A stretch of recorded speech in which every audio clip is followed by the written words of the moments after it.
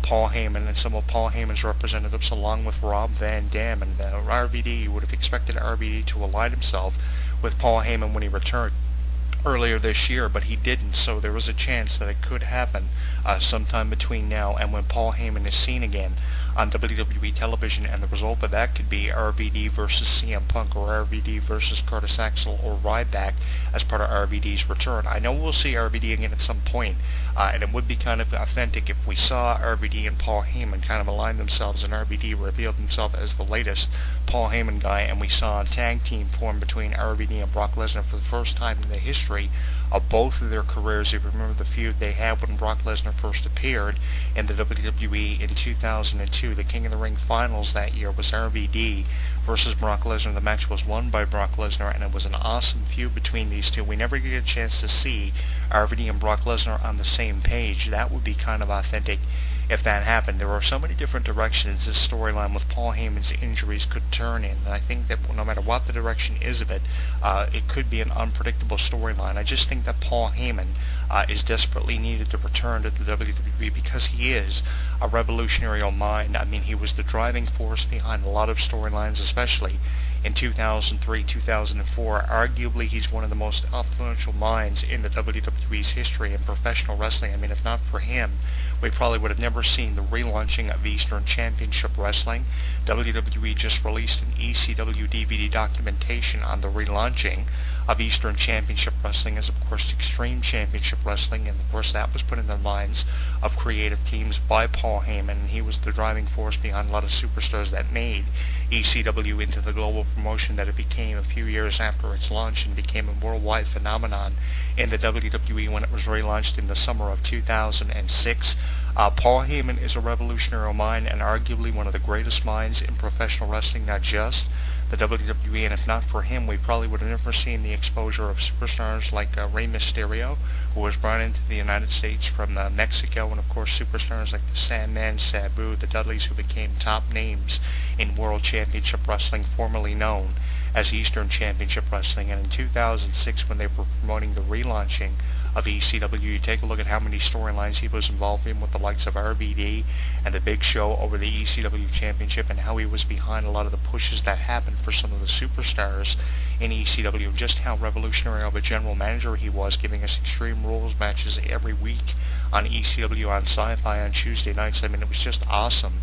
seeing Paul Heyman doing what he did for that brand and some of the superstars earlier on in his career. This half of Paul Heyman's career, the second half of Paul Heyman's career as a manager, I think is desperately needed for him to solidify his legacy as one of the greatest wrestling managers of all time. Recently, WWE.com took a look at the top 25 greatest wrestling managers of all time. To find out where Paul Heyman ranks on that list, check out the archives of WWE.com. Michael Cole referenced that article, and John Bradshaw Layfield claimingly said that Paul Heyman is arguably one of the greatest wrestling managers of all time. He was one of the first ones to put Paul Heyman over that way, and I agree with John Bradshaw Layfield, given the names that Paul Heyman has represented over the years: Stone Cold Steve Austin, The Undertaker, the Dudleys, Rob Van Dam, and Paul Heyman was the reason that people like Stone Cold Steve Austin and The Undertaker won their first major championships in their respective careers. So if not for Paul Heyman's guidance, who would have known where people like Stone Cold Steve Austin and The Undertaker probably would have ended up? So that's why I think Paul Heyman needs to return, and that's why I agree with a lot of these rumors of Paul Heyman's return. Some wrestling fans are saying that Paul Heyman will not return now because he has no one to represent him, but of course you have Rob Van Dam, who's been off television now for a number of weeks, and the question of Rob Van Dam's return is up in the air right now. And with RVD having nothing to do in the WWE, obviously the only direction for RVD to turn him would be in the direction of being a Paul Heyman guy and representing Paul Heyman. Then you have Brock Lesnar, who's going to return sometime between now and the Royal Rumble, and you have the chance of probably Paul Heyman returning as either the general manager of Raw or SmackDown, because Raw and SmackDown now need new general managers, and because Paul Heyman has experience in that role, I can see him fitting in there, and that's how we can see people like Rob Van Dam and Brock Lesnar making their returns, because Paul Heyman will be the general manager of a show like Monday Night Raw. I think that would benefit the ratings, and we would see a lot of unpredictable storylines derived from the return of Paul Heyman. The bottom line is only good things can happen from the return of Paul Heyman. Now, whether or not he'll return, yes, has yet to be confirmed, but I want to go on record for saying that Paul Heyman not only is arguably one of the greatest managers and promoters of all time, but he's one of the greatest minds in professional wrestling, and that he will eventually return no matter if we want to agree with it or not. Paul Heyman is definitely an inspiration out of this business, and he's been very creative. I mean, look at all the storylines in the older ECW that he created for some superstars like the Sandman, Tommy Dreamer, and Rob Van Dam, and look at how he put over some superstars who were never given a chance by Vince McMahon. I mean, Paul Heyman did a lot for people, and he sacrificed a lot for people. Now, I know through speaking through the majority of Paul Heyman's roster on this radio show, from the Sandman right through to Sabu, even RVD, a lot of people have a lot of criticism to throw Paul Heyman's way, and a lot of people really didn't agree with his vision of ECW, because his office was basically a table in the locker room. But the thing was, Paul Heyman's vision was ultimately the right direction for ECW to go in for the first few years that it returned as a promotion of Eastern Championship Wrestling, an extension off of that. So I think that Paul Heyman is someone who was often criticized, but you really have to give Paul Heyman the benefit of the doubt, because without him, you have to question, where were people like Rob Van Dam and the Dudleys be? I mean, Paul Heyman obviously was one of the reasons why Vince McMahon desperately wanted to sign talents like Tommy Dreamer and the Dudleys to promote the Attitude Era. They were able to do that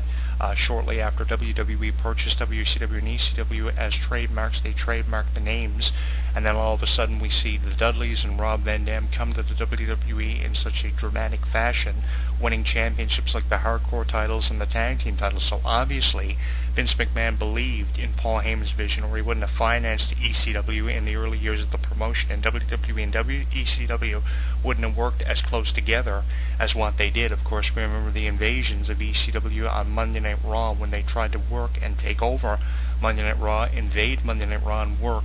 with some of the WWE superstars. So I think that Paul Heyman deserves a second chance by wrestling fans, and he deserves a second chance to be a part of the WWE, given everything that he's done. And to say this is it for Paul Heyman would just be a gamble to say, because I really think that Paul Heyman still has his best years as a manager. He's definitely a future Hall of Fame inductee into the WWE Hall of Fame, and the people that have gone into the Hall of Fame can go in there. People like Paul Heyman deserve a chance to go in to the Hall of Fame for everything that he's done. I think that he is definitely a future Hall of Famer, and he'll probably be inducted by someone like Rob Van Dam or Bill Alfonso for everything that he's done for those names. I mean, yes, Paul Heyman has a lot of haters out there, and we know that from when Paul Heyman left the WWE for like the second or third time in 2006 because of the status of ECW. And who could honestly blame Paul Heyman? It was believed when Paul Heyman left the wrestling business that he took every ECW fan with him when he walked through the doors and went home to kind of go through rehab from having this emotional breakdown live on television, which I don't think anyone expected for Paul Heyman to have. As a wrestling fan, you probably foresaw this coming for Paul Heyman, and I really don't blame wrestling fans for feeling the same way that Paul Heyman did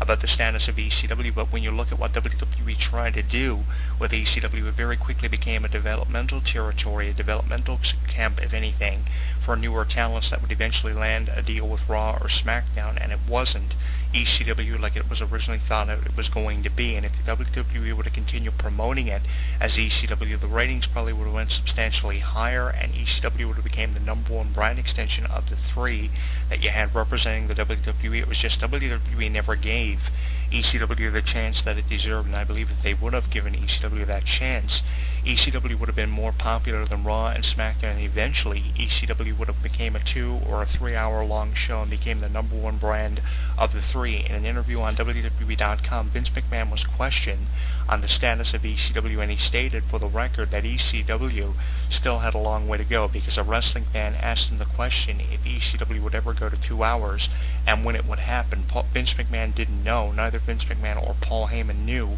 if ECW would ever go to 2 hours, because ECW, quoting Vince McMahon, had a long way to go when posed the question by a wrestling fan. That was a great question, by the way, that was asked by a wrestling fan, and I think when Vince McMahon answered that question, we knew that ECW was on a downward spiral, no matter if we wanted it to be or not. And I think that now what Paul Heyman needs to focus on is just, redeveloping his character when he returns and going down in history for being known as one of the greatest wrestling managers of all time. Yes, he was a promoter. He tried that for a number of years, and he became a known name for promoting ECW the way that he did. I mean, no other promoter promoted ECW under the circumstances that Paul Heyman was faced with, promoting ECW in the basement of his parents' home while his mother did the ironing, recording promos with a computer and a laptop. I mean, no other promoter went through what Paul Heyman did or made the sacrifices that Paul Heyman made as a promoter. No one else would put up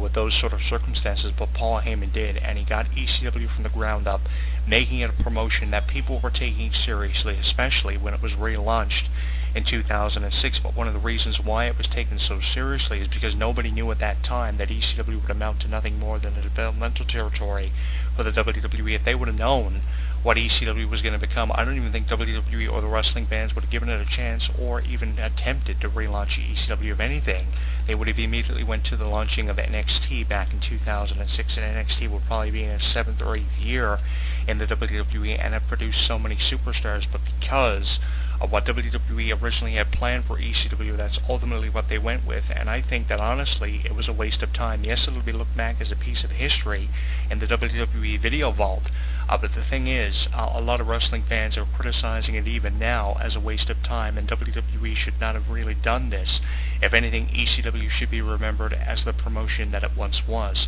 Yes, Paul Heyman may be considered the founding father of ECW, but there are other accolades that Paul Heyman is deserving of being remembered for, like a revolutionary mind, a creative mind, and an evil genius. There are so many accolades that Paul Heyman has, and one of those accolades is one of the greatest wrestling managers of all time. In the words of John Bradshaw Layfield, to take a quote from his commentating, I agree with John Bradshaw Layfield for putting over Paul Heyman that way, because what other way is there of describing Paul Heyman? Not only is he one of the greatest wrestling managers of all time, but he's a driving force behind the characters of Ryback, the characters of Curtis Axel, the characters of Rob Van Dam, some past names that have been under contract to the WWE. And I mean, look what he's done for Brock Lesnar in the earlier years of Brock Lesnar's career. He was one of the reasons Brock Lesnar left the WWE, pursued a career in both football and the UFC, and became the UFC champion for a number of months, dominating in that sport, leaving because of a stomach injury to return to the WWE to dominate against names like Triple H.